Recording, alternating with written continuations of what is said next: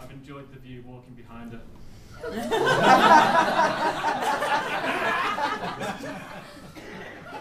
we never really talked. However, a mutual friend of ours decided she wanted to go speed dating. And despite being the lazy so-and-so she is, sorry Kelly, didn't mention you, it's fine. She got me to organise it. I emailed Lisa to get her details for the website, and she emailed back to say she's actually moving into her flat, so she wouldn't be able to make it. I obviously didn't think that was a good reason why not to give me her number.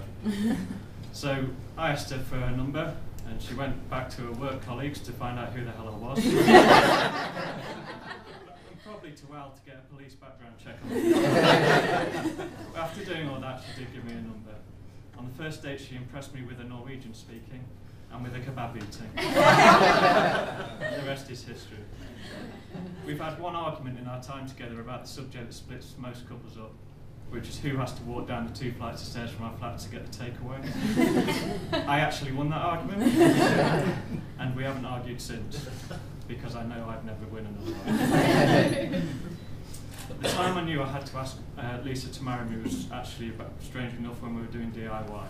That's serious. My dad and I used to spend every weekend doing DIY at my house, whether I liked it or not. And so when he passed away, it became a job that I really did struggle to find the heart to do. Then we had a tenant that basically left my house looking like a dump. And the way Lisa jumped in to tackle that job made me knew that I had a new partner. She's strong, and she knows when she's right, but she also knows when to pretend that I'm right as well. She's passionate, energetic, and drives our relationship, but also lets me be the calming influence when it's needed. She's honest, even when that's the harder choice. She's kind, caring, thoughtful, and supportive. Above all, she's my best friend, so I know I can rely on for everything, except for getting high things off shelves. And so, with a great deal of pride, will you join me in raising a glass for the woman I'm proud to call my wife, Lisa Lancashire.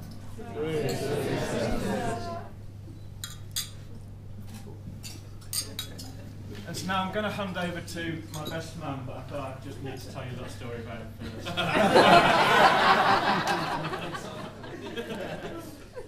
So when we were around 16, we used to play a lot of football, and I used to be quite an aggressive footballer.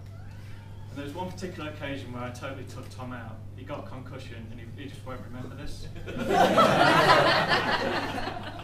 So I took him to the hospital, being the concerned friend I was, and the doctor said that he wouldn't remember sort of the last few hours of his life, but it would leave him with a need to make up a lot of lies about it. But his doctors asked him, all of us here, just to take on board, pretend that it's just, honest things. Just in case, I think he also became really good at photoshopping there. And he also might be really good at editing videos as well. But anyway, I'd like to pass you over to my best man, Tom.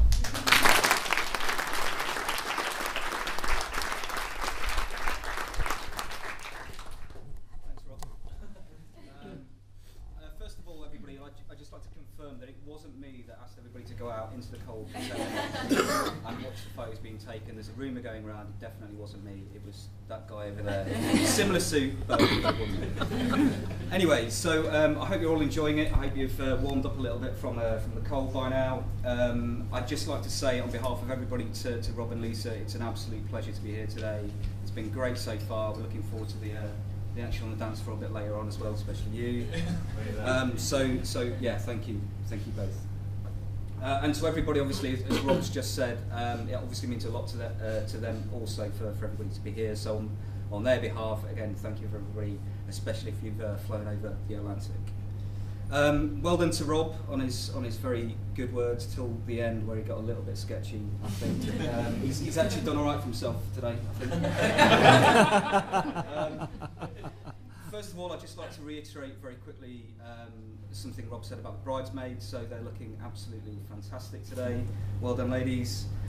Your hard work isn't over though, so Hendu down, yes. Lisa's through it, down. Okay, you've got to dance with me and Stewie next. Again, good luck with him.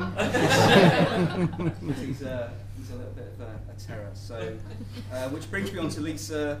Lisa, you look an absolute picture. well done, kind of commiserations, but well done.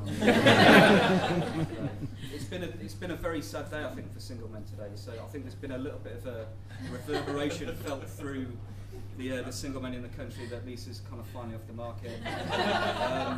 For single women, it's pretty much been business as usual. Don't worry too much about it. To both of you, it's my pleasure to say a big thank you to inviting both me, Lee, and obviously the bridesmaids for being part today. It's been a genuine pleasure and an honour to be here to see you guys kind of tie the knot. So again, thank you on behalf of everybody for asking us. Okay, so that's the nice stuff done, I think, at the start. I'm going to run this as the usual kind of best man speech. So I'm going to move on to my much esteemed kind of friend over here, Rob. So I'm going to, as you may have noticed, I've set up a little visual feast for you all to enjoy. So this is my mate Rob. I'm going to keep having to Rob. So this is, I think this is the kind of reputation that he's got for himself recently. So, as he says, we kind of don't see each other that often, so it's interesting to see what people kind of think of him. So, he's a boy, obviously. Kind of well-groomed, good sense of humour, quite generous. So obviously his search for his ideal woman's over. But so that's all well and good. He's done quite well for himself to give himself this kind of appearance. I want to tell you about the guy I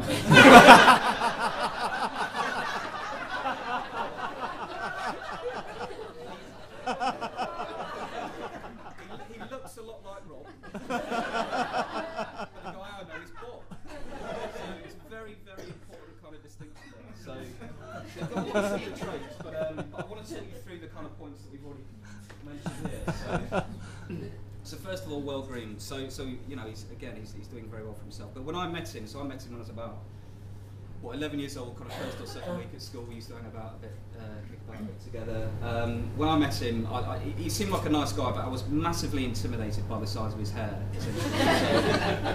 So he kind of, I haven't got any pictures of this, which is a tragedy, I think. I think you've probably burnt them all. Or you've got some. We'll share them in the post afterwards. But this is the kind of look that Rob used to go for. So imagine his hair now, kind of triple it in size and kind of sweep it over to one side. This is the kind of guy that Rob used to look up to. He never used any product. It's recently come to light that he never uses any product in his hair, but he just refuses to wash his hair. So it's purely natural oils. This, like I said, this is like 3 times the size. He developed a strange kind of flicking motion with his hands, so on any windy day he could instantly repair it, and it was like pristine. It was just like a joy to behold, basically. So what the wonders of the internet. So there's actually an established method for measuring the size of a gentleman's hair. So this is the quiffometer. So you've got Robbie Williams at the bottom there, you've got Morrissey, you go up to Elvis and Jedward. So at the moment, Rob is about a grade 1, he's about a Robbie Williams. What I can do through a very fancy piece of software to computer generate what Rob would have looked at back then, just so that you can kind of get an idea. Bob used to sport a grade 3. So this is literally what we used to go to school with. This is the firm that we grew to respect. So well-groomed, yeah, I'll kind of give you well-groomed, to be honest. Yeah. Well done. Good sense of humour. So obviously this is very important for a group of friends. So Bob, at school, he was actually quite a talented artist. So as was his brother. So around the house there was a lot of stuff on the wall. Genuinely, that you know they were both quite talented. Bob took his artistry out of the art class and into usually the maths class. I think, wasn't it, in the sixth form? So maths, maybe a bit of the other subjects. And he developed a very interesting little caricature of each of us. So there's 5 of us in our little group kind of hanging about. And he developed this kind of cartoon way of drawing us all. So I want to kind of get you to take part in this. So first of all, can Simon, can you stand up? So anybody want to hazard a guess as to what Simon might gentle. I'll give you this one quickly. So Simon, in Bob's little caricature, was Mr. Spock, due to his just uncanny resemblance to Leonard Nimoy. It's genius. So with regards to good sense of humour, I'm massively on board at this point. I'm quite enjoying this. So stitch me right. Lee Stewart, Disco Stew. So this was a bit more. This was a bit more complimentary. So Lee was a legend around the Lincoln nightclubs. Oh. Still is, I think. Still is. Budapest as well. But sorry. Budapest as well. And Budapest. Yeah. Let's not talk about Budapest. So Stewie, kind of complimentary instead of funny. So yeah, fine. Okay, we'll get that. Matt, where's Matt? Come on. Matt was like a bizarre. Bear in mind, I was like 5'2". So Matt was a strange leprechaun, which again I find absolutely hilarious. He's actually taller than me now, so it's kind of lost its effect for me. Kind of finding it as funny, but again I'm still on board. And then me and my therapist has told me to talk about this.